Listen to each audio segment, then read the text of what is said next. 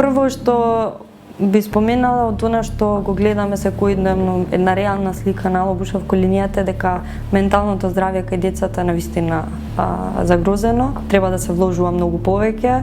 Самото општество треба да нуди повеќе бесплатни достапни сервиси за децата и за нивното ментално здравје.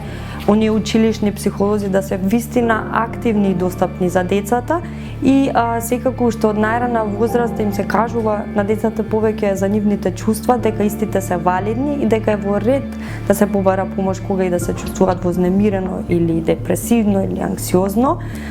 Исто така, наша препорака е што повеќе да се унапредува дигиталната писменост. Денес децата навистина голем дел од времето го поминуваат на своите телефонски уреди, несвесни за што се случува, што може да им се случи.